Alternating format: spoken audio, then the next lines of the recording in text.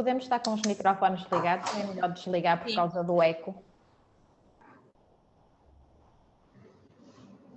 Ok.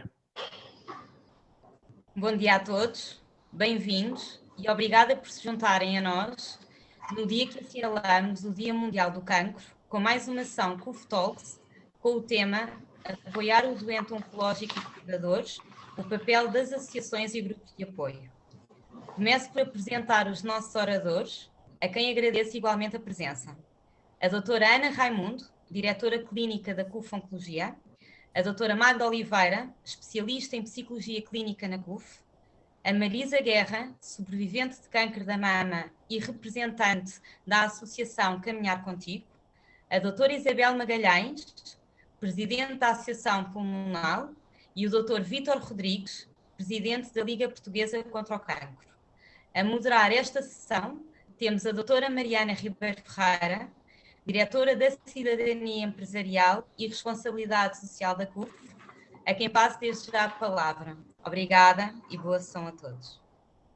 Obrigada, Ana. Sejam muito bem-vindos neste dia que queremos assinalar, o Dia Mundial de Luta contra o Cancro, sobre um tema muito pertinente: apoiar o doente oncológico e cuidadores, o papel das associações e grupos de apoio. E seria um exercício interessante e uma reflexão interessante pensarmos como seria a nossa sociedade sem estas associações, sem estas entidades que se constituem enquanto economia social. Quantas pessoas ficariam sem apoios, sem esclarecimento, socialmente excluídas, sem os seus direitos efetivamente reconhecidos. E eu agradeço muito a presença dos nossos convidados e acho que a primeira pergunta é: como é que têm conseguido resolver estes desafios desta pandemia? Como é que se continua a apoiar o doente? Como é que se continua a cuidar do doente neste contexto pandémico? E começo pela Marisa. A Marisa, que tem aqui uma história muito interessante para partilhar connosco. Ela teve aqui um desafio enorme, que foi vencer um cancro da mama. Nunca escondeu a sua doença. Isso ajudou também e motivou outras pessoas a terem forças para ultrapassar esse desafio da doença, e num contexto pandémico cria uma associação para apoiar outras pessoas. Não foi assim, Marisa? Foi sim. Eu fui diagnosticada com cancro aos 42 anos, numa fase da minha vida que jamais pensava que ia passar por um desafio destes. E, sobretudo, fez-me repensar na forma como nós temos que ajudar os outros. E ajudar os outros é quando eles precisam, não é quando está tudo bem, porque isso toda a gente lá está para nos apoiar. E o facto de ter encarado esta doença como eu iria sempre sobreviver dela, nunca tive vergonha de assumir que fiquei careca, mostrava a toda a gente, aos meus tratamentos, aos meus posts que fazia nas redes sociais. É, sobretudo, uma forma de fazer ver aos outros que nós conseguimos sobreviver a uma doença destas.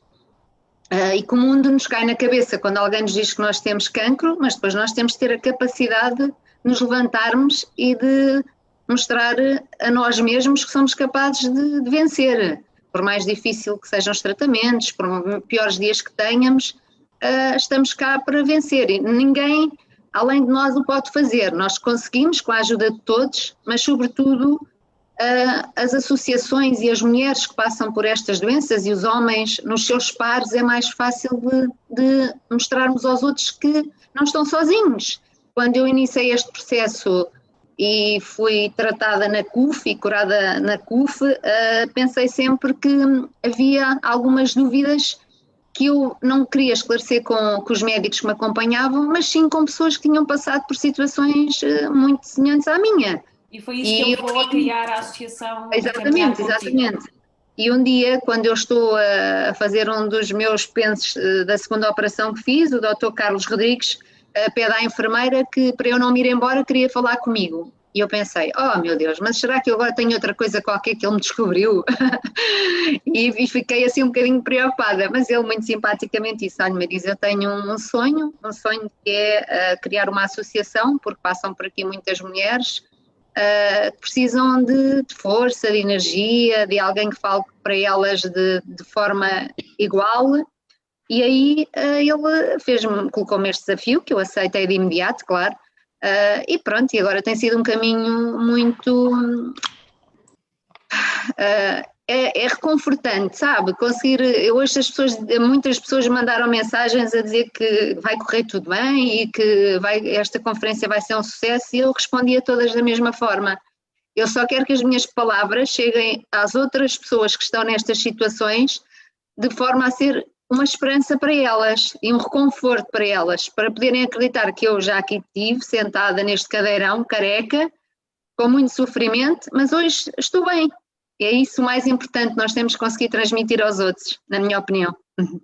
E tem esse objetivo de conseguir também fazer chegar essa esperança a mais pessoas através desta associação.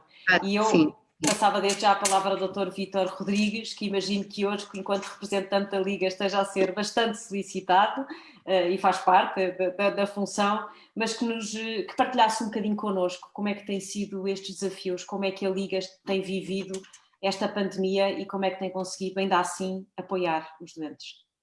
Bom dia a todos. É uma pergunta interessante.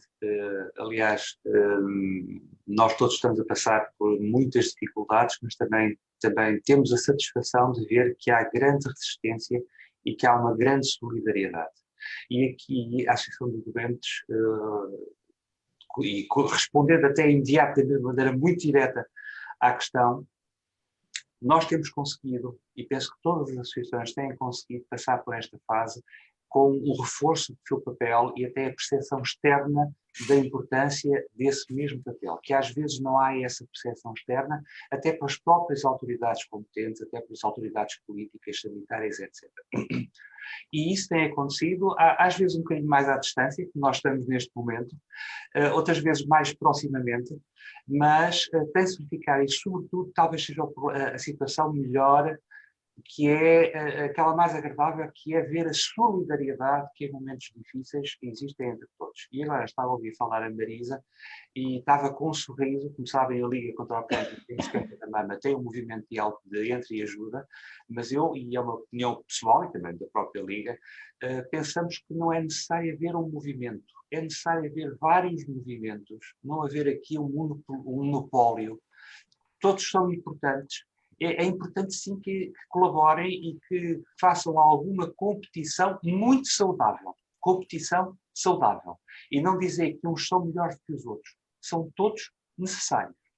E embora a Liga, como sabem, é uma organização que tem 80 anos, que faz este ano 80 anos, e é uma organização que tem uma credibilidade imensa, fruto do trabalho dos seus dirigentes, dos seus funcionários, dos seus voluntários, de todos, é uma associação que tem também os mesmos problemas que as outras.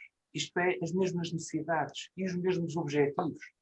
E temos conseguido de alguma forma, e também tem havido mais colaboração entre as associações de doentes. É mais um ponto muito positivo. Eu continuo a dizer que nós devemos tentar tirar o mais possível os pontos positivos, não negando nem escamoteando os pontos negativos, mas acho que todos nós podemos aprender pelas dificuldades, aprender e não desmerecer com essas mesmas dificuldades. Eu diria que o grande problema tem sido a distância física, a distância social, a falta daquele aspecto que, no caso da doença, e todos nós já estivemos doentes, até com uma gripe, se possível, é a altura em que nós precisamos de mais carinho, de mais apoio, de mais solidariedade. E solidariedade tanto social, financeira, etc, etc, etc. Portanto, as associações de doentes, felizmente, todas elas estão bem, recomendam-se, são necessárias e esperemos que esta pandemia nos permita saber viver melhor uns com os outros. Não havia inimizades, obviamente, mas saber melhor viver uns com os outros e que, inclusivamente, que estas associações de doentes, todas elas, sejam mais ouvidas pelas autoridades políticas, pelas autoridades de saúde, não vou dizer mais pelos médicos, porque aí não há queixas, propriamente, mas todos nós temos sabido que a colaboração é dos aspectos mais importantes e permitam-me este ponto positivo no meio de tanto problema, tanta desgraça,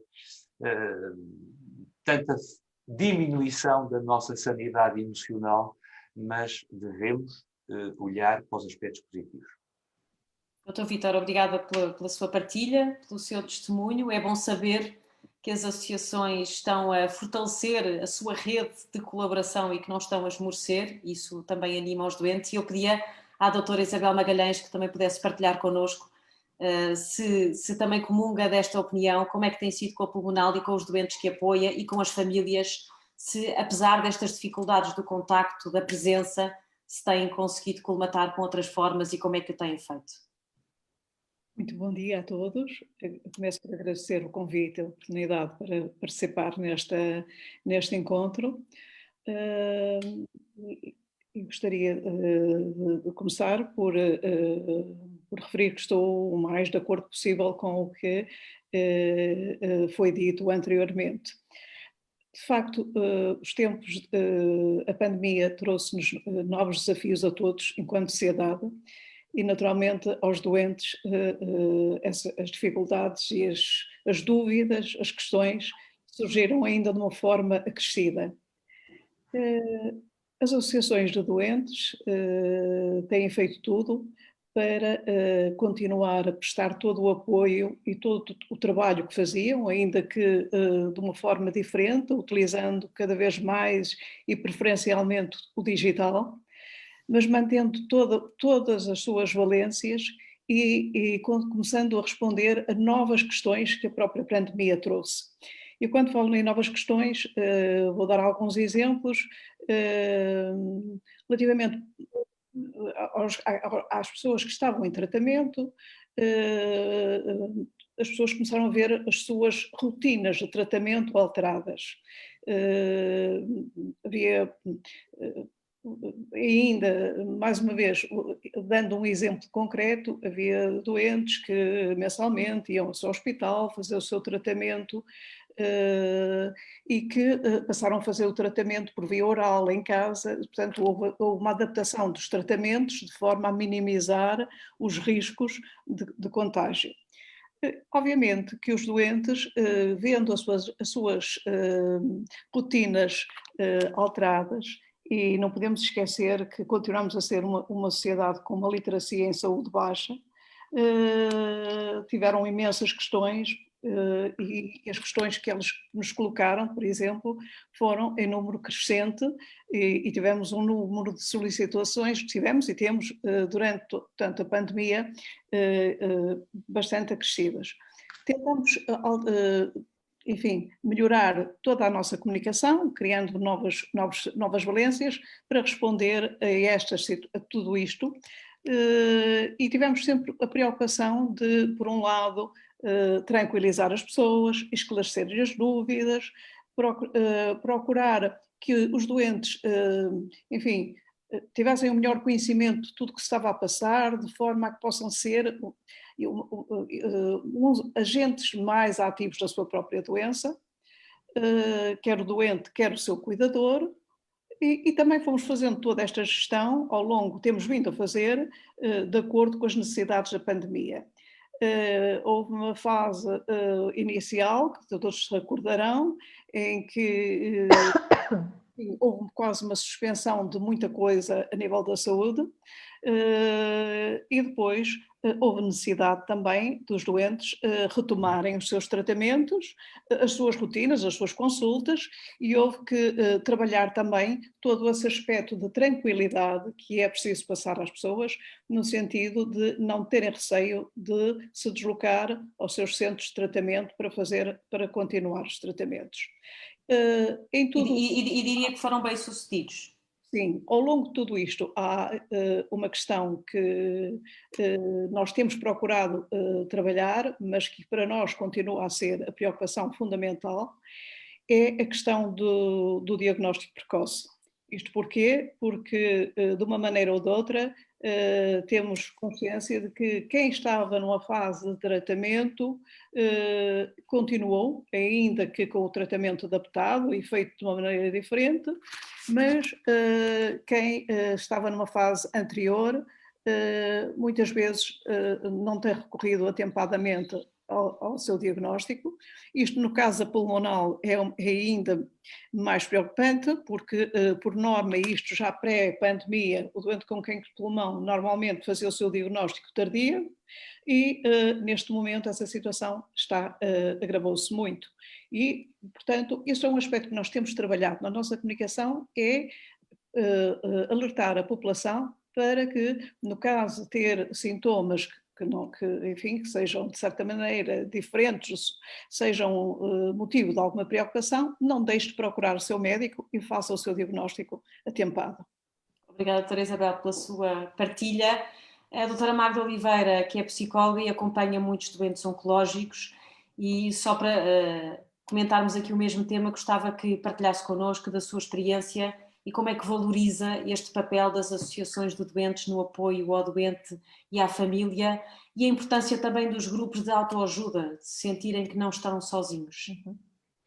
Então, bom dia a todos. Antes de mais também, da minha parte, um imenso obrigada por este convite. Acho que estas iniciativas são sempre muito válidas e acrescem a nós profissionais e aos doentes e familiares imenso. Portanto, tentando ir um bocadinho de encontro à pergunta, eu acho que é importante começarmos aqui por refletir que uma doença oncológica é sempre extremamente desafiadora do ponto de vista psicossocial, não é? E neste sentido pode provocar níveis de sofrimento emocional variável de doente para doente ou de família para família, e que aqui este contexto pandémico vem trazer um conjunto de desafios acrescidos àqueles que os doentes já encontravam, não é? Ou seja, associadas às dificuldades inerentes à doença e aos próprios tratamentos, temos também um conjunto de mudanças externas que se refletem também a nível das vivências internas dos doentes. Considerando que eu creio que todos nós que trabalhamos na área da oncologia trabalhamos com o intuito de fazer com que o doente perceba que é importante ter um papel ativo no seu processo de ajustamento à doença e no reencontrar de um novo equilíbrio e bem-estar, é importante perceber que para conseguirmos alcançar isto temos dois grandes objetivos em termos de intervenção. O primeiro deles é a minimização do sofrimento emocional e o segundo dele é a potenciação desta experiência no sentido de catalisar tudo aquilo que ela traz de transformador para trazer algumas mudanças de vida positiva nas diferentes dimensões de vida, quer do doente, quer dos cuidadores.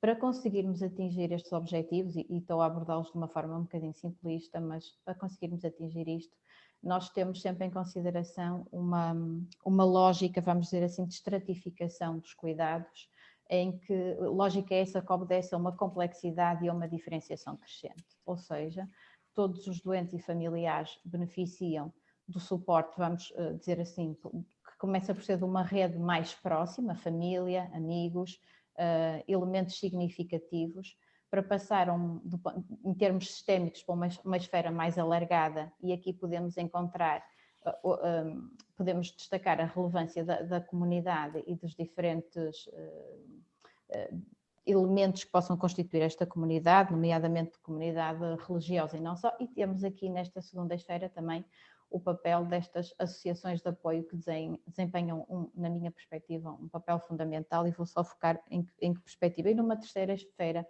desta diferenciação temos então o apoio e a intervenção profissional propriamente dita, não é? Que tem aqui especificidades muito concretas. Ao nível das associações especificamente que estão aqui neste segundo patamar, eu gostava de destacar em particular, e eu acredito, e está mais do que comprovada, a eficácia da intervenção psicológica individual, mas eu sempre acreditei, e quem me conhece sabe que eu estou ligada a muitas iniciativas na área da intervenção psicológica em grupo, direcionada para os doentes e familiares, porque eu acho que o grupo, o sentimento de pertença, o estarmos integrados num grupo entre iguais, pode fazer toda a diferença. E pode fazer toda a diferença porque, sobretudo nos grupos terapêuticos, acresce ao potencial terapêutico mais estruturado aqui esta perspectiva de alguém que já viveu o mesmo, de uma forma diferente, mas esta forma diferente não é negativa. Isto porquê? Porque o papel das associações e dos grupos de ajuda podem colmatar aqui aspectos muito específicos e muito importantes. Por um lado, dá ao doente um sentimento de universalidade, ou seja, eu não sou o único que estou a viver isto, eu sou um entre muitos, não lhe retirando a sua individualidade. Eu sou um entre muitos que estou a descobrir a minha forma própria de lidar e de viver com tudo isto. Depois é um contexto de partilha sem julgamentos, em que todos partilham da mesma experiência, havendo também uma partilha de estratégias, de modos de lidar com tudo isto, não é? Que acresce em termos de conhecimento e de partilha de experiências. E neste contexto também é possível explorar novos recursos, novas formas de colmatar as lacunas que cada um ainda tem, quer em termos de recursos externos, quer em termos de recursos internos. Portanto, acho sem dúvida nenhuma que tem um papel fundamental e pode trazer muita diferença na minimização do sofrimento, mas também na promoção do bem-estar. Acho que é muito diferente, existe uma diferença muito grande do ponto de vista psicológico entre não estar mal e estar bem. E, portanto, o que nós queremos não é só que os doentes deixem de estar mal, mas também que passem a sentir que podem estar bem, e os familiares igualmente.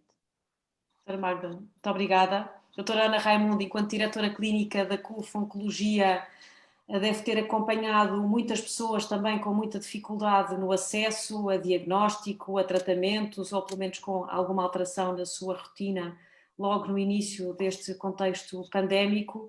E a doutora Isabel Magalhães referia-se aqui especificamente ao tema do diagnóstico precoce e, portanto, gostava que partilhasse connosco também um bocadinho como é que foi a experiência, como é que foi possível continuar a apoiar o doente e as famílias e também, na sua experiência, qual é que é o papel das associações de doentes, a sua relevância em todo este processo. Muito bom dia e muito obrigada pelo convite que me foi efetuado. Este é um tema importantíssimo, principalmente no atual contexto. Começando só por contextualizar, o diagnóstico oncológico e o tratamento oncológico só por si causam uma grande ansiedade aos doentes e famílias. Eu costumo dizer que não é uma doença só da pessoa, é uma doença da família, é uma doença dos seus amigos, porque todos sofrem com o diagnóstico e muitas vezes com os efeitos dos tratamentos que realizamos.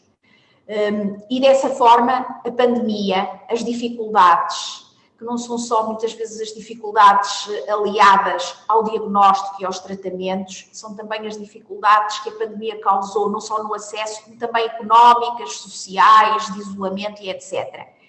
E, portanto, está aqui, como digo, a tempestade perfeita para que ainda seja mais difícil. E aquilo que se verificou é que, quer em termos de diagnóstico, quer em termos de tratamento, as coisas foram evoluindo de forma diferente ao longo das diferentes fases da epidemia, como é óbvio, portanto. E numa primeira fase, nos meses de março, abril de 2020, reparem que os sistemas de saúde, os serviços de oncologia, os serviços que realizam os exames complementares de diagnóstico não estavam preparados de forma segura para continuar a prestar os melhores cuidados e de forma segura aos doentes. E dessa forma houve uma pequena interrupção inicial de forma a organizar o funcionamento dos serviços, criar espaços seguros, diminuir o risco de contágio não só aos doentes como aos próprios profissionais, porque se os profissionais ficassem doentes acabava por deixar de haver possibilidade de prestar o apoio necessário e, portanto, houve uma pequena fase inicial em que houve uma interrupção pequena, principalmente em termos de consultas, porque os tratamentos em oncologia não foram interrompidos. Não foram interrompidos na CUF em termos de hospital de dia, tratamentos de quimioterapia, tratamentos de imunoterapia e, pelo que eu tenho conhecimento, porque falo também com os meus colegas oncologistas de muitos hospitais por todo o país, houve realmente uma tentativa e foi conseguido de manter os tratamentos oncológicos aos doentes que precisavam deles para que não prejudicasse a doença. E, portanto, isso foi conseguida numa elevadíssima percentagem de serviços de oncologia. Depois de se terem criado as condições de segurança, quer para profissionais, quer para doentes, as atividades foram retomando, nomeadamente nas consultas, foram retomando a sua atividade mais normal. Mesmo assim, penso que a percentagem de teleconsultas aumentou significativamente nessa primeira fase e ao longo do ano foi reduzindo, à medida que os serviços estavam mais preparados e à medida que os próprios doentes e familiares também se sentiam mais seguros de recorrerem aos serviços de saúde. Aquilo que realmente todos nós verificamos foi uma queda muito significativa no número de primeiras consultas, ou seja, de doentes diagnosticados de novo com cancro. Isso sim verificou-se. Porquê? Porque as pessoas tinham medo de ir, portanto, portanto, recorrer a consultas, isto por um lado, medo da própria população, e por outro lado, porque os centros de saúde, que são muitas vezes os médicos de família e os centros de saúde quem faz o diagnóstico, estiveram muito encerrados porque esses profissionais de saúde estiveram direcionados para prestar outro tipo de cuidados, nomeadamente aos doentes Covid e a fazer o seguimento de doentes com Covid. Isto significa que o ponto de entrada dos doentes no sistema, quando se faz um diagnóstico, estava apertado, não é?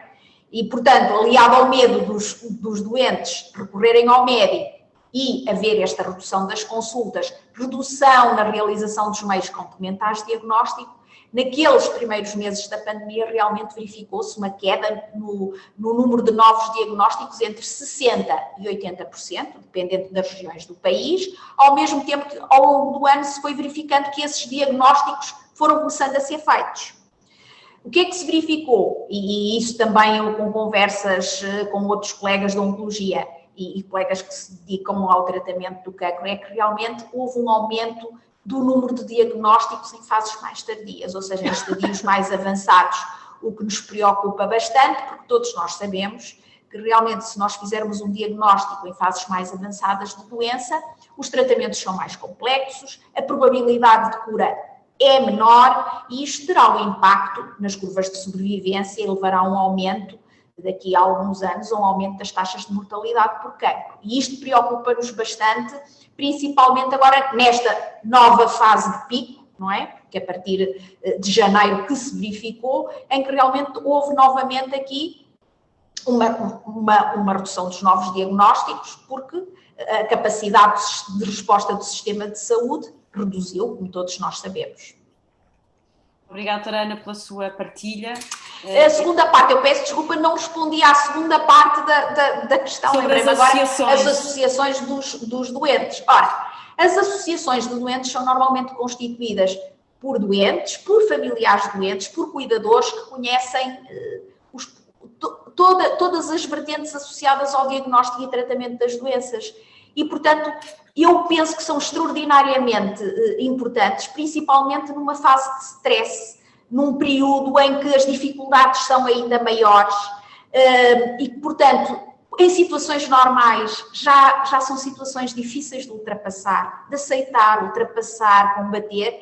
Em situações com uma pressão acrescida, um stress acrescido, é óbvio que realmente as associações de doentes poderão ter aqui esta partilha de experiências, poderá ajudar bastante e é muito importante.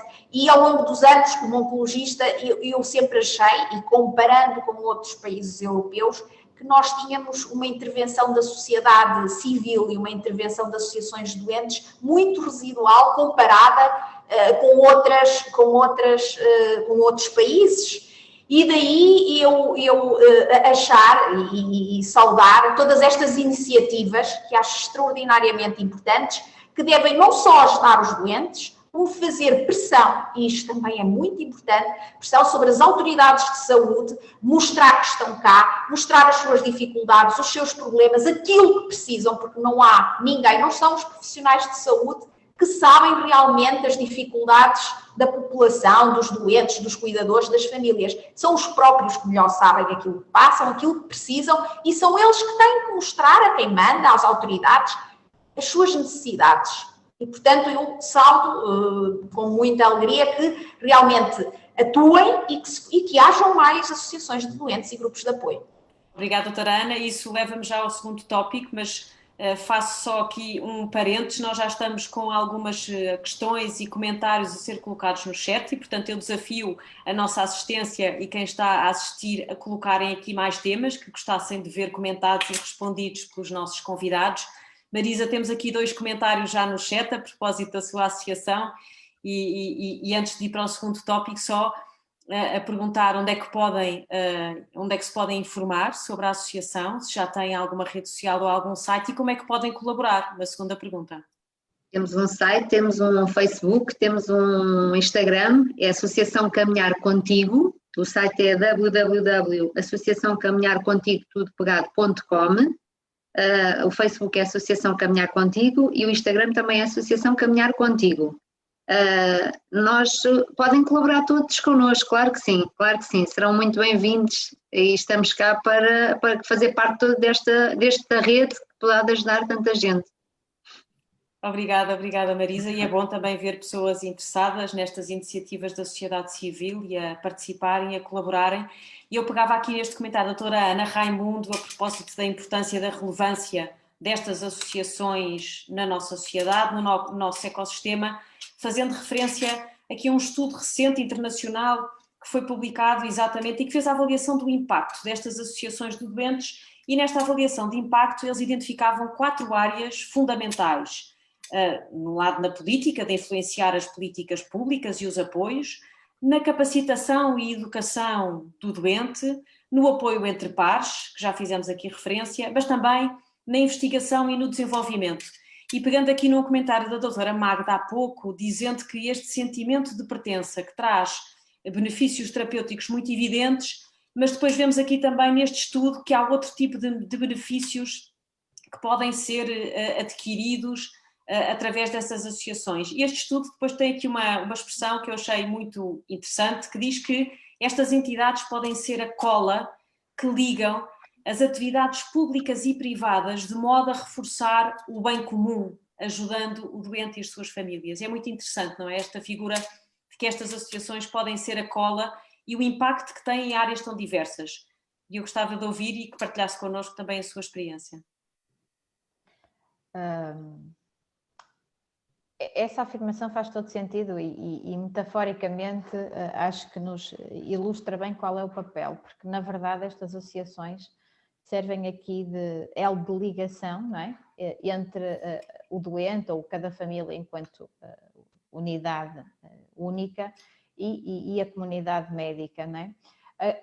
De que forma, na minha prática profissional, eu tenho trabalhado e até colaborado com algumas delas, e é muito clara esta questão ligada à investigação e ao desenvolvimento, e mesmo quando falamos em investigação, quando é a investigação feita com doentes, o doente habitualmente colabora com muito boa vontade e até muito grato por poder estar a contribuir, até desta forma, através da investigação, poder estar a contribuir diretamente para acrescentar algo de novo para os que venham, não é? A seguir, para melhorarmos continuamente os cuidados.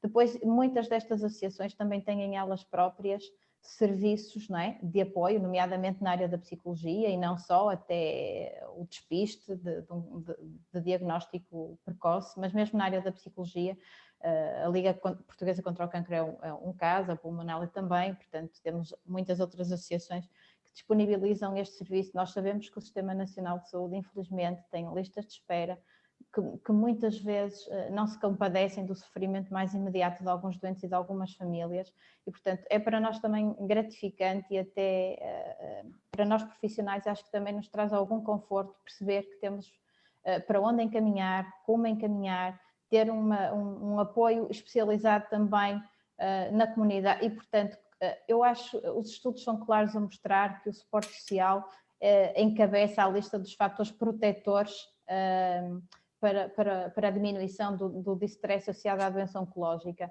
e, portanto, quanto mais nós acrescentarmos em recursos na rede, em termos de suporte social, mais estamos a contribuir para conseguir um maior bem-estar e a dar uma resposta o mais atempada possível. Portanto, não tenho dúvida nenhuma que tem aqui um papel-chave e em várias valências, na investigação, até na própria formação e, sinceramente, a minha experiência, acho que a interface não tem sido de todo complexo, sinto uma abertura de parte a parte e, portanto, mesmo em termos de encaminhamento de casos, discussão de algumas questões, e tem outra vantagem, alguns dos grandes hospitais que têm serviços oncológicos cobrem regiões, não é? Enormes e, portanto, muitas vezes é difícil para o doente deslocar-se, imaginem, quinzenalmente para uma consulta de psicologia a um grande hospital. E quando tem uma associação que se calhar está mais ao pé de casa, mais perto de dar resposta às necessidades, não só em tempo útil, mas geograficamente dá uma percepção de suporte e de proximidade diferente. Portanto, há aqui imensos contributos que... Não quero terminar sem dizer uma coisa que eu gostaria de ter dito da primeira vez que intervi, que é, eu acho que, e pegando até no que a doutora Ana Raimundo estava a dizer, e que tentei passar é: soma-se a tudo o que a doença traz, o que a pandemia tem trazido. E se a doença traz uma forte percepção de perda de controle, e esta perda de controle muitas vezes está na base da grande parte do sofrimento emocional do doente, esta perda de controle aumenta com a pandemia. E ter estas associações mais perto, ter doentes que tenham passado pelo mesmo, ter nestas associações também respostas de profissionais especializados, haver investigação, haver acesso à informação mais atempada, dá controle. E o dar controle é ajudar a conseguir adquirir estabilidade mais rapidamente, quando tudo parece fugir debaixo dos pés. Obrigada, doutora Magda. Doutor Vítor, a Liga é uma cola. Também tem sido uma cola nas últimas décadas aqui na nossa sociedade, não é? E tem tido aqui um papel muito relevante, eu diria que em todas estas áreas que eu acabei de referir, que este estudo refere. Recentemente o Dr. Vítor também tem partilhado em algumas entrevistas que, e assumindo este papel de facto de cola na sociedade, mas que o número de pedidos de ajuda tem aumentado e que tem sido visível esse aumento. Tem sido mais ao nível social, tem sido mais no acesso, na informação, tem sido todo este stress que aumenta pelo contexto pandémico, mas de que forma é que a Liga tem conseguido reforçar aqui a ligação a todos estes agentes do ecossistema? Está em mute.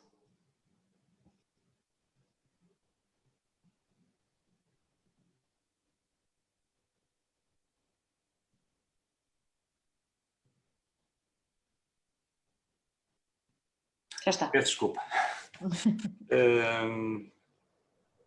Agrada-me que fale desse, apenas como ponto prévio, agrada-me que fale daquilo que eu tenho tentado, que é, pessoalmente, penso que é a colaboração e a intenção de que a Liga seja uma cola no bom sentido.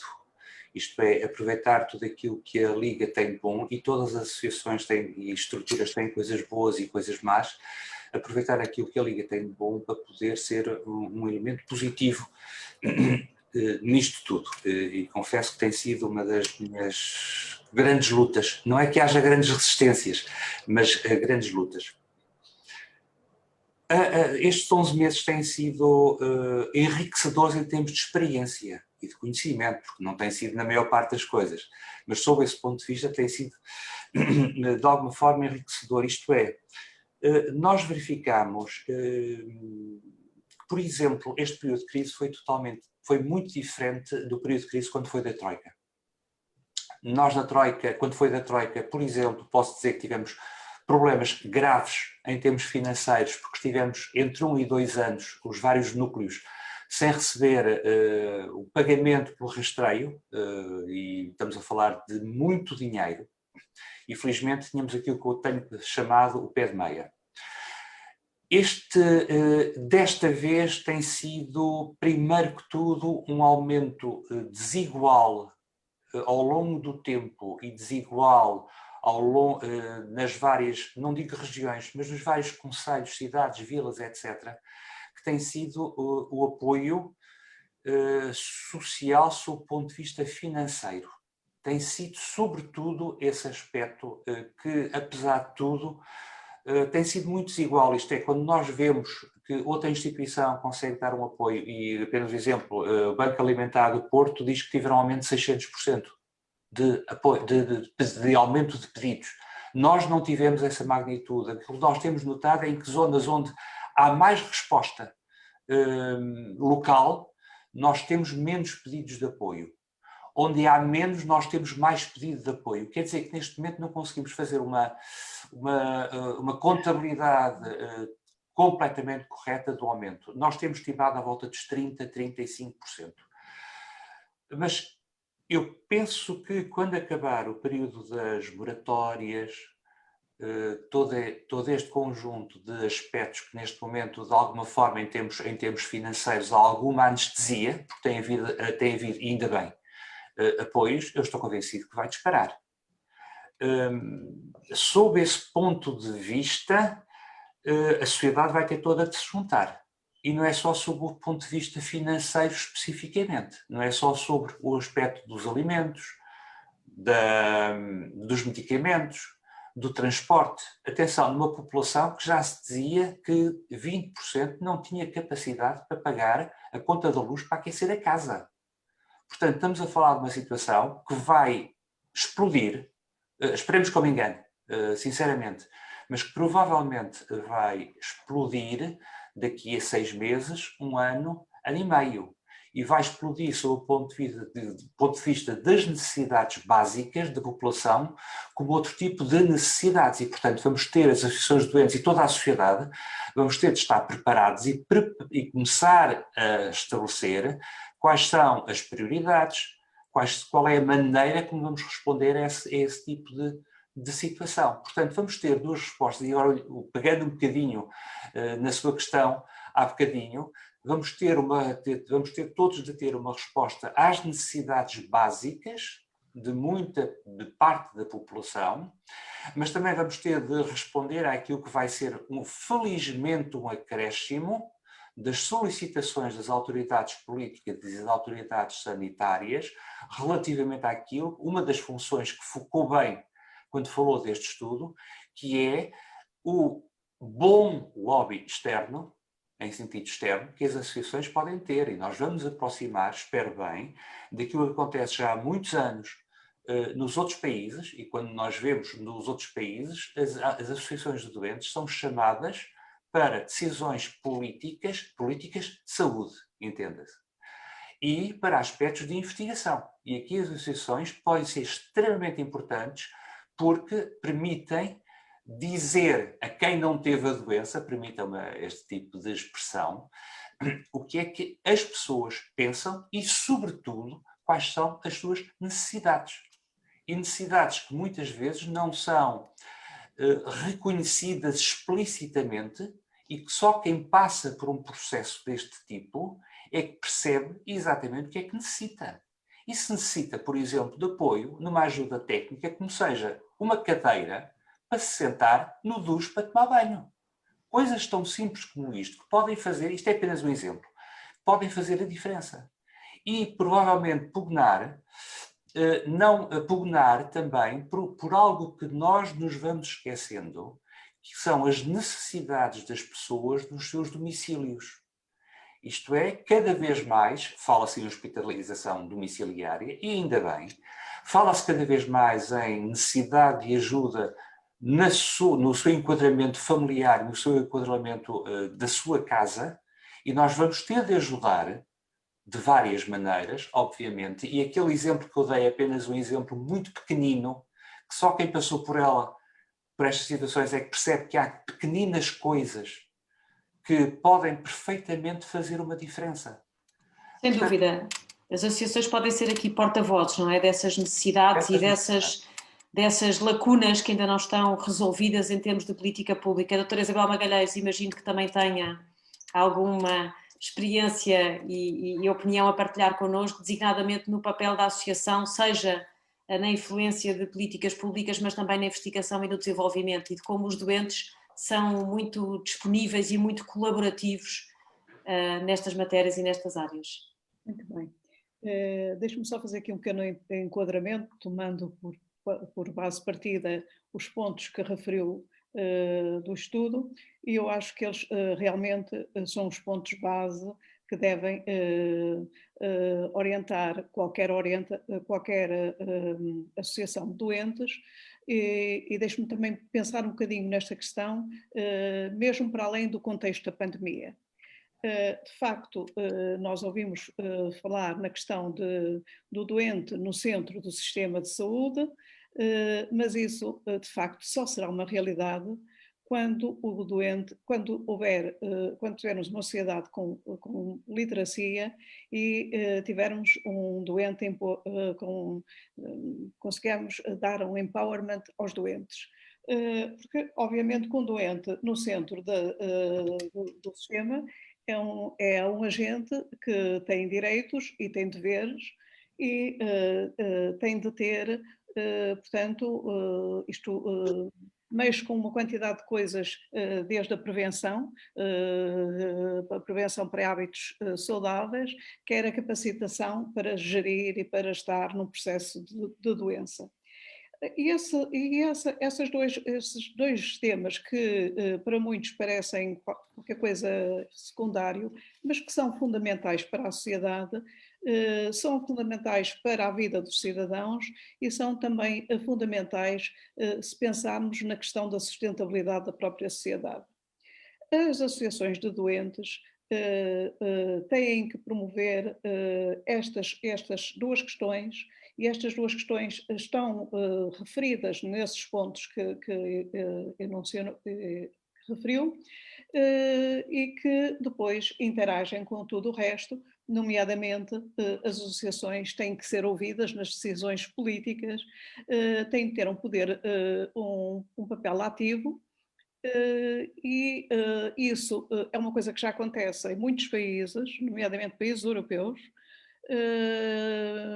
e que nós, portanto, temos intervido e mesmo até a nível, integramos, somos sócios, por exemplo, fundadores da Associação da Luz, que engloba as associações a nível europeias e que somos ouvidos enquanto voz de doentes com cancro do pulmão junto ao Parlamento Europeu, no sentido de tentar que os direitos sejam idênticos para os doentes no todo o espaço europeu. Isso há ainda uma grande dificuldade em Portugal em acontecer. E quais são as grandes barreiras? Desde logo, há uma questão cultural. Há uma questão cultural que é preciso trabalhar. E essa questão cultural passa também pelos próprios cidadãos perceberem que a questão da saúde é uma questão que envolve a todos e não apenas aos profissionais de saúde e aos doentes. É uma questão que o cidadão deve fazer parte das preocupações dos cidadãos e aí eu refiro que a pandemia tem, no meio de tudo que teve de mal, teve a vantagem de trazer para a agenda de todos os cidadãos a questão da importância da saúde, a importância do investimento no desenvolvimento do conhecimento, na evolução do conhecimento científico. Há uma quantidade de aspectos que acabam por trazer algumas mais-valias e que, portanto, vêm reforçar a ideia de que é necessário que as associações tenham um papel mais participativo. Obviamente que, por sua vez, as associações muitas vezes também têm falta de recursos para fazer tudo e acabam por ter que dar prioridade a alguns aspectos e acabam por não conseguir ter aquela intervenção, nomeadamente a intervenção junto dos decisores, a pressão que deveriam fazer, acaba por ficar um bocado secundarizada, algo que deveria ser alterado, porque eu gostaria de referir mais uma vez isso, a questão da saúde, a questão é uma questão que nos deve envolver a todos enquanto sociedade. Doutora Ana Raimundo, a pandemia trouxe de facto a saúde para a agenda, acha que é uma oportunidade que deve ser explorada, preparando o futuro, e que temos as pessoas mais despertas, mais preocupadas, até disponíveis para dedicar mais do seu tempo? Acha que isso aconteceu ou que vai acontecer no futuro?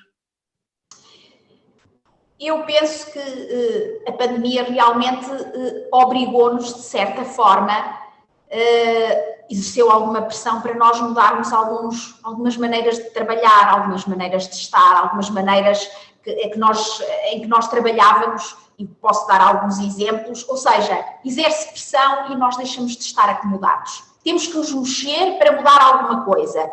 E aqui existe o aspecto, entre aspas, positivo, quando existe uma situação de stress e uma situação diferente. É que nós temos que nos adaptar a essa situação diferente e algumas dessas adaptações resultam em benefício. E neste caso o que interessa é termos o benefício para o doente. E, por exemplo, as teleconsultas, que foi algo que beneficiou alguns doentes. Eles não precisaram de se deslocar e houve uma adaptação de médicos que até nem apreciavam as teleconsultas e que se tiveram que adaptar a esta nova realidade e começaram a realizar e depois, ao fim de algum tempo, até verificaram que sim, que resulta. Temos o caso da medicação, que foi realmente um aspecto, entre aspas, volto a dizer, positivo, em que os hospitais, as farmácias hospitalares se organizaram de forma a entregar determinada medicação ou na residência do doente, ou na farmácia próxima da sua residência, de modo a evitar que o doente ou o familiar se tivessem que deslocar ao hospital para levantar a medicação. E, na verdade, isto até foram dados da Liga Portuguesa contra o Cancro, que uma grande percentagem desses doentes acharam esta alteração muito positiva e que teve impacto na própria qualidade de vida, não tiveram que deslocar aqueles quilómetros todos, os seus familiares não tiveram que perder tempo de trabalho para se deslocar e buscar a medicação. Portanto, nós podemos dizer que, de certa forma, e nós temos que aproveitar estas experiências que a pandemia nos obrigou para vermos que existem alguns aspectos que, se calhar, nós temos que modificar na nossa prática de cuidados aos doentes, que poderão ter algum impacto positivo. E, portanto, este é assim aquele aspecto que me chama a atenção. Outra é realmente as pessoas, e eu acho que isto é a sociedade civil num todo, que tem que ter noção que a sua saúde depende, em primeiro lugar, de si próprio. E no caso do cancro, e isto é algo que a comunidade europeia vai chamar a atenção e vai atuar, e com medidas bastante e com métricas para tentar alcançar, que é prevenir os cancros que podem ser preveníveis. Ou seja, nós temos que pensar que estes números são reais. 1 em cada 3 cancros, ou seja, 1/3 dos cancros, podem ser evitáveis. E as pessoas podem achar que é um bocado esquisito, mas não, é verdade. Podem ser evitáveis por mudança para hábitos de vida mais saudáveis, dos quais os mais importantes, e que tantas vezes se salienta, é o caso do tabagismo, o caso do alcoolismo, uma alimentação saudável, uma diminuição do índice de massa corporal, ou seja, a obesidade é um fator de risco aqui, claro, a exposição a fatores de risco ambientais, quer no trabalho, quer no ambiente, tudo isto são fatores de risco muito importantes, que afetam a saúde das populações, não só em termos de cancro, como também noutros aspectos, e, portanto, esta pandemia, de certa forma, veio-nos alertar que é preciso conhecer, que as pessoas não podem estar debaixo de braços caídos, que as pessoas é que têm realmente a sua forma de atuar é o mais importante.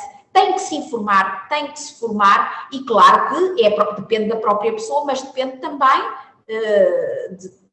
de medidas também governamentais, quer em termos de educação das crianças nas escolas, com o início, portanto, da adoção destes hábitos de vida saudáveis desde o início, a informação, por exemplo, às pessoas em centros de saúde, que é muito importante, os grupos de apoio e os doentes e as associações também, para além de ajudarem, precisam de formar, precisam de melhorar a literacia das populações. Quem melhor do que eles, mais uma vez volto a dizer, sabem o que é a doença, o que se passa, como é que podem evitar, e portanto eu penso que a pandemia, em termos de futuro, nós temos que aproveitar estas experiências e utilizá-las no futuro.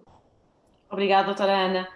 Marisa, sobre estes temas que abordámos agora, sobre a relevância e o papel que as associações de doentes podem ter, em primeiro lugar no apoio direto aos doentes, mas depois, noutra esfera, no apoio à investigação, no apoio para a definição de políticas públicas, e pegando neste último tema também, e aqui desafios para o futuro. Acha que esta pandemia foi uma oportunidade, quer dizer, pelo menos a Marisa viu aqui uma oportunidade, porque foi neste contexto pandémico que decidiu criar a sua associação? A associação tem neste momento eventos que faz online. Fizemos um sobre nutrição no início do ano, vamos fazer um no próximo sábado sobre menopausa, para chegarmos junto da população oncológica e dos familiares, de forma a que, como a doutora Ana Raimundo dizia muito bem, possa haver ali uma prevenção para algumas situações. É a nossa forma de chegar hoje. Nós temos o sonho de fazer um evento onde possamos estar todos juntos e falar com todas as pessoas. Enquanto não for possível, fazemos-lo online. Também fazemos, antes deste confinamento, fazíamos caminhadas semanais às terças-feiras, onde também partilhamos muito das nossas preocupações umas com as outras e uns com os outros.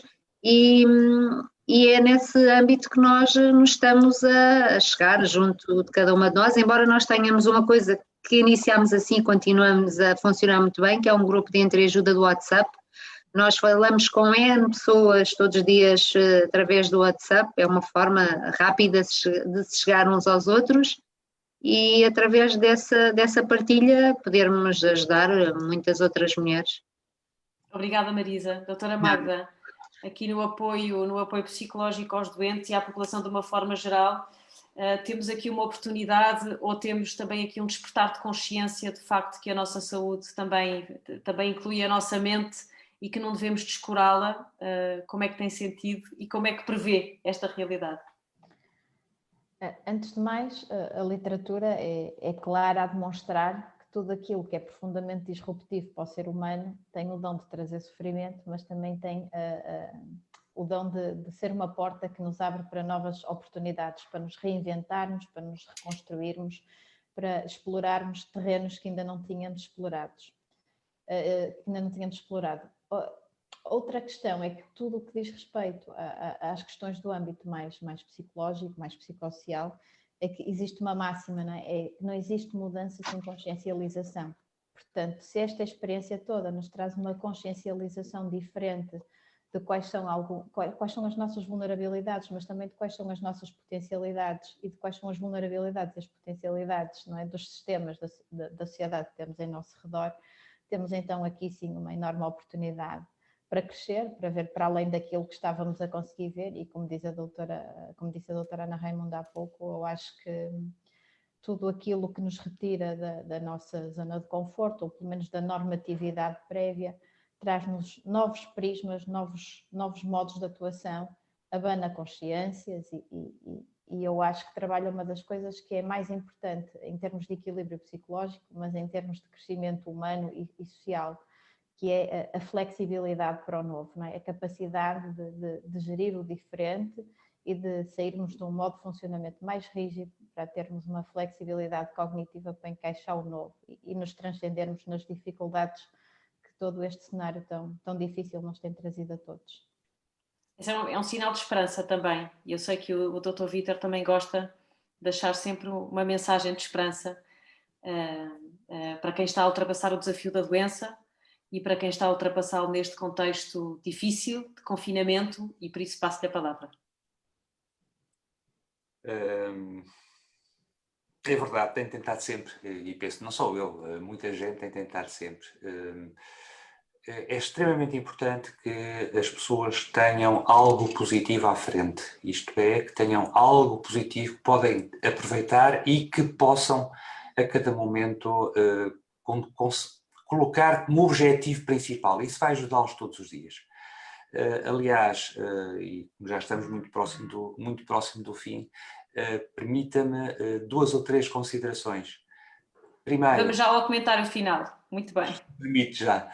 Primeiro que tudo, a luta contra o cancro não se ganha, ou a pessoa não ganha a luta contra o cancro por morrer ou não morrer, porque todos nós vamos morrer, pelo menos até agora não há nenhuma exceção. Sob o ponto de vista científico, só podemos dizer dessa maneira. Um segundo ponto que eu acho que é importante nós começarmos ou continuarmos a dizer. Literacia em saúde não é só sobre fatores de risco. A literacia em saúde é importante em todas as fases da doença. E é um ponto que nós vamos ter de reforçar, continuar, não é só saber se o tabaco ou o álcool ou a obesidade faz bem ou mal, o que atenção, faz mal, que isso fique muito bem claro. Mas literacia em saúde também é saber como é que nós podemos auxiliar a pessoa que já está no seu estadio final. Se me permite só um terceiro ponto, só destacar algo que para o tempo presente é uma frase que eu achei extremamente feliz, que foi aquela da campanha da Sociedade de Oncologia, o cancro não espera em casa. E eu penso que é uma frase extremamente feliz que vai ter de ser repetida porque ele realmente não espera em casa. Obrigada, Dr. Vítor. Doutora Isabel Magalhães. Eu gostaria de começar também exatamente por falar na esperança. Curiosamente, esperança foi o tema de uma campanha que levamos a cabo durante 2019, exatamente porque na patologia, no cancro do pulmão, nos últimos anos tem havido realmente uma evolução do conhecimento tão grande e há uma maior quantidade e qualidade de vida dos doentes e quisemos, ao longo dessa campanha que desenvolvemos em 2019, reforçar essa ideia de que há esperança, neste caso para o doente, quem foi diagnosticado cancro do pulmão. Mas esperança é uma palavra que neste momento é necessária, faz todo sentido e vamos ter, eu gostaria de associar esperança a duas palavras, que é a confiança. Vamos ter, apesar de tudo, apesar de todas as dificuldades que enfrentamos, vamos ter confiança, nomeadamente no que se reporta e no caso da doença, portanto, os cuidadores, os nossos profissionais de saúde, tudo que envolve, portanto, as necessidades dos nossos doentes e vamos também estar atentos e não negligenciar eventuais sintomas, não facilitar, porque realmente as outras doenças continuam a existir para além da Covid. Obrigada. Marisa, queres deixar um comentário final?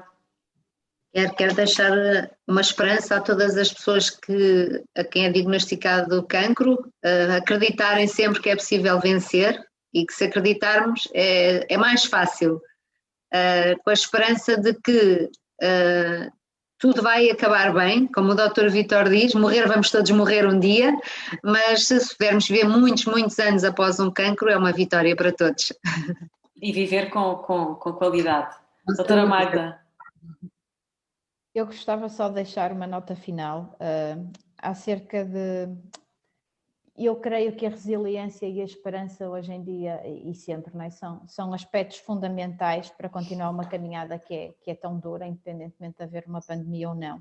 Não quero é deixar de frisar que o sermos resilientes, o termos esperança, não implica uma invalidação das emoções e do sofrimento. O sofrimento é legítimo em todas as etapas da doença, seja ela qual for, e é legítimo, é necessário haver espaço para ele. Nós não podemos achar que a capacidade de ver aspectos positivos nisto tudo nos retira espaço para poder sofrer o impacto de tudo isto. É importante continuar a legitimar que existe espaço para sentir, seja o que for. É importante acreditar que nós vamos encontrar em nós e nós vamos encontrar na sociedade à nossa volta recursos suficientes que nos deem esperança para continuar e aí sim ultrapassar tudo aquilo que estamos a viver, tudo aquilo que estamos a sentir. É uma Obrigada. Caminhada. Acho que é uma caminhada. Não é uma caminhada. Doutora Ana Raimundo, aqui com as suas responsabilidades e com tantos doentes que acompanha, e que mensagem é que nos pode deixar? Eu também deixo uma mensagem de esperança no futuro, porque temos realmente um Programa Nacional para as Doenças Oncológicas muito bem entregue e também com muita motivação, aliado a um Plano Europeu contra o Cancro, como sabem, muito ambicioso, com muito dinheiro dedicado e, portanto, podemos ter alguma confiança no futuro. E, tendo em consideração que este Plano Europeu contra o Cancro aborda todas as facetas que é necessário abordar, desde as diversas fases do cancro, que é a prevenção, que é o rastreio, o diagnóstico precoce, os tratamentos oncológicos com qualidade e equidade e o suporte dos sobreviventes de cancro, com uma imposição de determinadas alterações legais de maneira a que eles possam ser novamente integrados na sociedade, no seu trabalho, para terem uma vida completamente integrada, qualidade de vida também, e relativamente à informação, investigação e conhecimento e o acesso de forma igual em toda a Europa à inovação e aos tratamentos mais recentes e mais modernos. Portanto, eu penso que podemos encarar relativamente ao cancro o futuro com algum otimismo. Eu agradeço a todos, queria só deixar a informação para quem nos está a assistir, e porque há uma questão que foi colocada no chat, que esta conversa está a ser gravada, que vai ficar disponível nas redes sociais da CUF, designadamente no Facebook, onde está agora a ser transmitido em direto, e queria agradecer a todos. Acho que foi uma conversa muito importante, muito rica, termos conseguido juntar aqui uma doente, representantes de associações, clínicos com muita experiência e por isso resta-me agradecer muito a vossa partilha, a vossa dedicação e, sobretudo, o vosso trabalho, que faz mesmo a diferença junto dos doentes, das famílias e da nossa sociedade. Muito obrigada a todos que estiveram a assistir. Até breve. Obrigada. Obrigada.